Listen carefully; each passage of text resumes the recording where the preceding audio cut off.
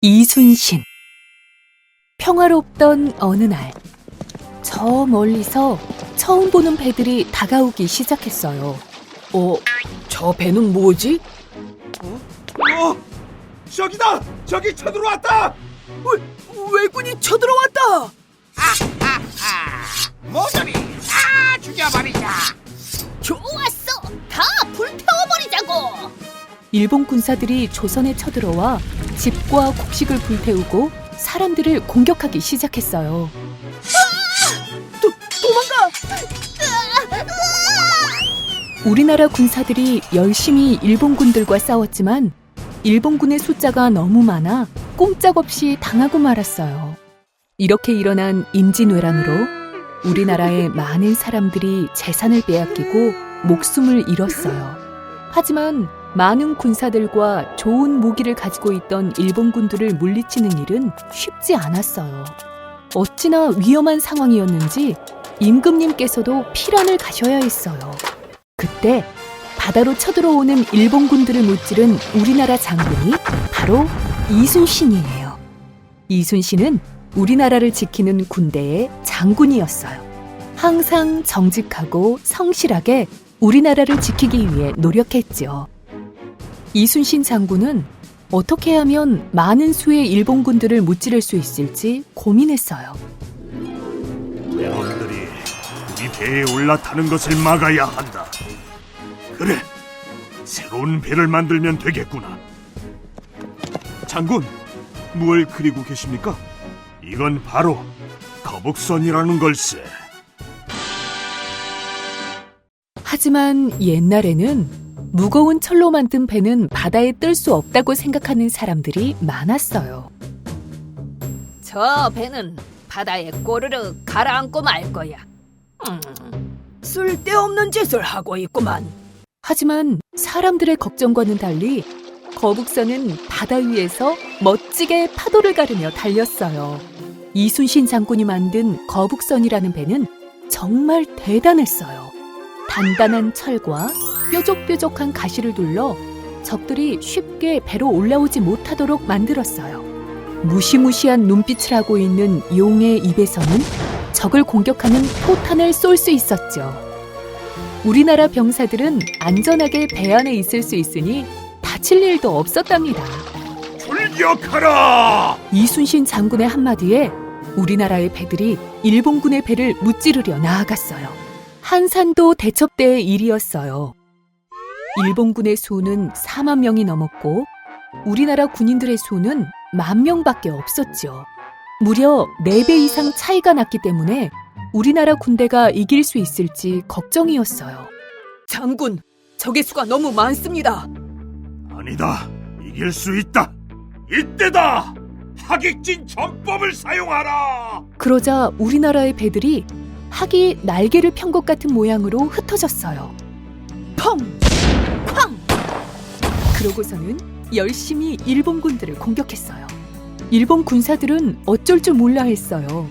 공격해도 쉽게 쓰러지지 않는 거북선의 무시무시한 위력에도 깜짝 놀랐죠. 저게 뭐야? 이상하게 생긴 배에서 포탄을 쏘고 있다! 배를 버려라! 우리가 이겼어! 야호! 이렇게 거북선과 하객진 전법을 사용하여 한산도 대첩에서 대승리를 이끌 수 있었어요. 항상 이순신 장군은 땅의 모양이나 기후 등을 생각하며 뛰어난 전법을 사용했어요. 적들을 함정에 빠뜨리기도 했고 도망가지 못하도록 몰아넣어 공격하기도 했어요. 이런 전법들이 어찌나 대단했는지 이순신 장군이 출전한 싸움에서는 항상 승리만 가득했지요. 그래서 일본군들은 이순신 장군이 싸움에 나왔다 하면 겁을 먹고 도망치기도 했어요. 이렇게 이순신 장군이 활약한 덕분에 우리나라는 무사히 일본군을 무찌를 수 있었어요. 그리고 우리나라가 아주 위험할 때 활약한 용맹한 장군으로 아직까지도 길이길이 기억되고 있답니다. 슈바이처. 아프리카에는 의사가 없어 많은 사람이 병에 걸려도 치료할 수 없었어요. 마을에는 몸이 아픈 아이들의 울음소리가 가득했죠. 그러던 어느 날 아프리카 마을에 처음 보는 사람들이 방문했어요. 그러고는 큰 목소리로 외쳤죠. 자, 몸이 불편하거나 아픈 사람들은 여기로 오세요. 저는 의사랍니다. 아픈 사람들이 많다는 소식을 듣고 달려온 의사들은 슈바이처와 그의 동료들이었어요. 사람들은 수군거렸어요. 의사가 뭐야? 이상한 사람 아닐까? 슈바이처는 병원도 약국도 없던 아프리카의 마을에 작은 병원을 만들었어요.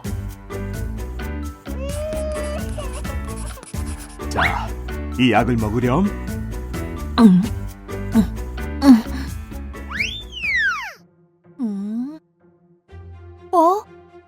엄마, 이제는 배가 아프지 않아요. 더 이상 아프지 않다고? 나도 좀 봐주세요. 저는 여기가 아파요. 너무 아파도 의사가 없어 치료받지 못했던 많은 사람이 슈바이처에게 달려왔어요. 다리가 다쳐 걸을 수 없던 아이도 이제는 마음껏 뛰어놀 수 있었어요. 슈바이처 의사 선생님, 정말 감사합니다. 당신은 저희의 은인이에요. 아닙니다. 해야 할 일을 한 것뿐인거려. 아프리카는 아주 더웠고 먹을 것도 입을 것도 부족했어요. 슈바이처가 사는 곳은 너무 허름해서 비가 새기도 했죠. 모기와 벌레들, 무서운 동물들도 많아 밤마다 조심해야 하기도 했어요. 아프리카 생활에 지친 슈바이처의 동료들은 하나 둘 떠나기 시작했어요. 하지만 자신보다 남을 더 생각했던 슈바이처는 무려 40년이란 시간 가까이 아프리카에서 사람들을 도왔어요. 후원금이 들어오면 슈바이처는 아픈 사람들을 위한 약을 샀죠. 이런 슈바이처의 모습을 본 사람들은 크게 감동했어요. 많은 사람의 목숨을 살린 슈바이처를 존경하는 사람들도 늘어나기 시작했어요. 그래서 큰 업적을 세운 사람만 받을 수 있다는 노벨 평화상을 받기도 했죠. 그렇게 슈바이처는 의사로서 평생을 병들고 아픈 사람들을 도우며 살았답니다. 에이브러햄 링컨. 자, 다들 여기를 보세요. 건강하고 일을 아주 잘하는 노예파입니다. 노예 사세요. 시장에서 사람들이 웅성웅성 모여 흑인 노예를 사고 팔고 있었어요. 엄마, 아가야. 아니, 어떻게 저럴 수 있지? 내가 나중에 꼭 노예들을 해방하겠어. 노예들을 해방하겠다는 다짐을 하는 저 소년이 바로 미국의 16번째 대통령 에이브러햄 링컨이에요. 예전 미국에서는 백인이 흑인을 노예로 삼아 지내던 때가 있었어요. 링컨은 이런 노예 제도에 반대했어요. 그래, 대통령이 되어 노예들을 해방하는 거야. 사람들은 성실하고 남을 먼저 생각하는 링컨을 믿고 지지했어요. 시간이 흘러 많은 사람의 지지를 받은 링컨은 미국의 16대 대통령이 되었어요. 피부 색깔이 다르다고 해서 차별을 하면 안 됩니다. 하지만 링컨의 주장에 반대하는 사람들도 있었어요. 특히나 미국의 남부지방 사람들은 농장에서 흑인 노예들을 많이 부리고 있었어요. 그래서 노예들이 해방되면 일할 사람들이 없어지기 때문에 더욱 링컨을 미워했어요. 그러던 어느 날 노예 해방에 반대하던 남부 사람들이 전쟁을 일으켰어요. 싸움은 무려 4년간 이어졌어요. 그리고 마침내 전쟁은 링컨이 이끄는 북부가 승리하게 되었어요. 흑인 노예들도 이제 해방될 수 있었어요. 이제 여러분들은 자유의 몸입니다. 우리가 노예가 아니라니. 이제 우리는 자유야. 야호! 흑인 노예들이 풀려나 서로 눈물을 흘리며 기뻐했어요. 링컨 대통령은 흑인 노예들을 해방하고 미국을 더욱 발전시킨 위대한 대통령이었어요. 그렇게 아직도 에이브러임 링컨은 훌륭한 미국의 대통령으로 존경받고 있답니다. 헬렌 켈러. 헬렌 켈러는 어렸을 때 큰 병을 앓아 앞을 볼 수도 없고 들을 수도 없었어요. 쿵, 쿠당탕. 헬렌, 여기는 계단이야. 이렇게 한 발씩 내려가야 한단다. 엄마 아빠가 이야기했지만 헬렌에게는 들리지 않았어요. 보이지도 않고 들을 수도 없었기 때문에 헬렌의 몸은 항상 상처투성이었죠.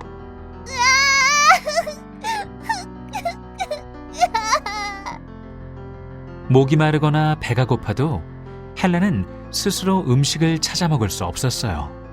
헬렌은 너무 답답하고 슬펐어요. 그런 헬렌에게 부모님은 설리번 선생님을 소개했어요. 헬렌, 안녕? 나는 설리번 선생님이야. 아무것도 모르는 헬렌은 설리번 선생님을 때리고 밀쳤어요. 하지만 설리번 선생님은 포기하지 않고 헬렌을 가르쳤어요. 그러던 어느 날이었어요. 설리번 선생님이 헬렌의 손을 이끌고 수도가 앞으로 다가갔어요. 느껴지니 헬렌? 이게 바로 물이란다. 헬렌의 손에 시원한 물이 흐르는 것이 느껴졌어요. 선생님은 헬렌의 손바닥 위에 물이라고 적었어요. 아, 이게 물이라는 것이구나. 그런 설리번 선생님의 노력과 사랑에 헬렌도 마음의 문을 열었어요. 보이지도 들리지도 않았지만 헬렌 켈러는 손에 느껴지는 감각만으로 세상을 배워나갔어요. 설리번 선생님은 헬렌의 손을 자신의 목에 가져다 대었어요.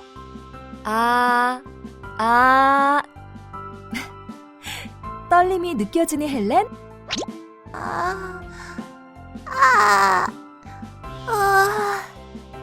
들을 수도 볼 수도 없었기에 어떻게 말해야 하는지 헬렌은 모르고 있었어요. 하지만 수많은 노력 끝에 말을 하는 방법을 배우고 천천히 말을 할 수 있게 되었어요. 엄마, 아빠, 사랑해요.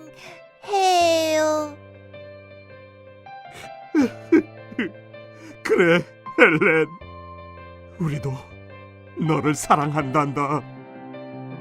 눈앞은 새까만 밤처럼 깜깜했지만 헬렌은 누구보다 열심히 공부했어요. 그러던 중 헬렌이 생각했어요. 나도 설리번 선생님처럼 남들을 돕고 싶어. 자신의 몸도 불편했지만 헬렌은 포기하지 않았어요. 뛰어난 학생만 갈 수 있다는 대학에 입학하기도 했어요. 그렇게 헬렌 켈러는 죽을 때까지 많은 사람을 도우며 사랑을 전했답니다. 나이팅게일. 엄마, 아빠, 저는 간호사가 될 거예요. 나이팅게일, 그게 무슨 소리니? 나이팅게일은 어렸을 때부터 간호사가 되는 것이 꿈이었어요. 간호사는 가난한 사람들이 가지는 직업이야. 그래서 부모님은 간호사가 되겠다는 것을 반대했어요. 하지만 나이팅게일은 열심히 공부해서 간호사가 되었어요. 나이팅게일은 사람들을 돕는 일을 하며 행복했어요. 그러던 중 크림 전쟁이 일어났어요. 많은 군인이 죽고 다쳤어요. 살려줘! 나이팅게일은 열심히 부상병들을 치료했어요. 정신 차리세요! 하지만 다친 사람들은 많았고 계속해서 사람들이 죽었어요. 치료를 해도 사람들이 너무 많이 죽어. 어떻게 해야 하지? 그때 나이팅게일은 좋은 생각이 떠올랐어요. 그래, 그거야! 여러분, 병원을 깨끗하게 하고 깨끗한 도구로 사람들을 치료해야 합니다. 사람들은 웃었어요. 어떻게 그런 것까지 신경 써? 그래, 지금도 너무 바쁘다고. 하지만 나이팅게일은 계속해서 병실과 도구를 깨끗하게 하려고 노력했어요. 그렇게 시간이 지나자 죽는 사람들이 적어지고 부상병들도 건강해졌어요. 사람들은 나이팅게일을 존경했어요. 나이팅게일의 말이 맞았어. 정말 대단해. 등불을 든 천사가 내려온 게 틀림없어. 이후로도 나이팅게일은 간호사들을 위한 학교를 세우고 공부를 할 수 있도록 책도 썼어요.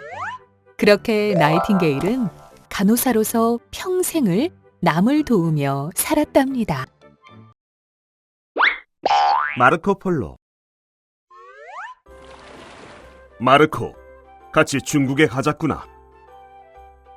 이탈리아의 상인 집안에서 태어난 마르코 폴로는 아빠와 함께 중국으로 떠나게 되었어요. 중국은 이탈리아와 아주 멀었기 때문에 다녀온 사람이 적었어요.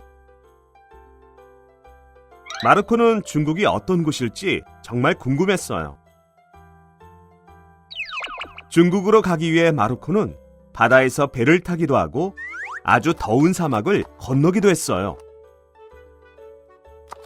아빠, 너무 멀어요. 힘들어요. 마르코, 조금만 참으렴. 거의 다 왔어. 드디어 중국에 도착했어요. 마르코는 눈이 휘둥그레졌어요. 마르코가 살던 곳과는 많이 달랐기 때문이었어요. 신기한 물건들이 많았고 사람들의 생김새도 달랐어요.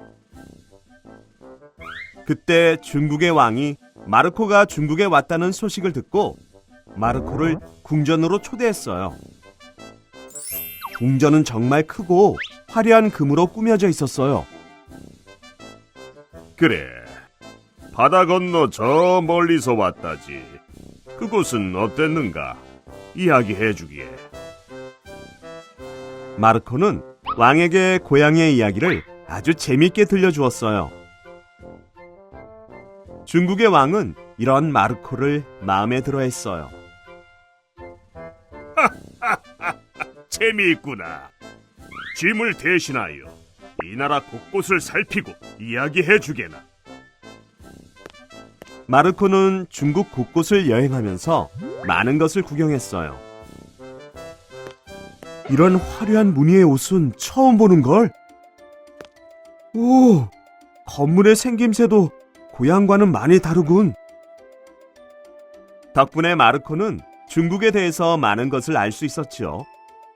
그렇게 마르코 폴로는 17년간 중국에서 살았어요. 이제 고향으로 돌아가고 싶습니다. 마르코는 집으로 돌아가고 싶었어요. 왕은 친애하는 마르코를 보내고 싶지 않았지만 고향으로 돌아가라고 허락해 주었어요. 마르코는 기뻐하며 고향으로 떠났어요.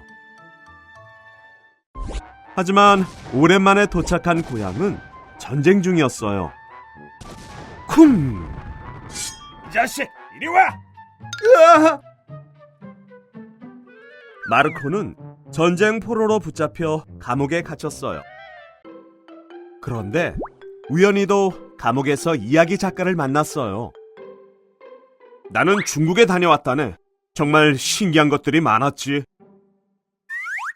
오, 그래? 마르코, 당신의 이야기를 책으로 만들어 보세. 그렇게 마르코가 중국에서 보고 들었던 것들을 적은 책이 바로 동방견문록이에요. 많은 사람이 이 책을 읽고 중국에 대해서 자세히 알 수 있었어요. 새로운 대륙을 발견하는 데도 도움을 주었지요. 지금까지도 마르코 폴로의 동방견문록은 중국 역사를 연구하는 데 도움이 되고 있답니다.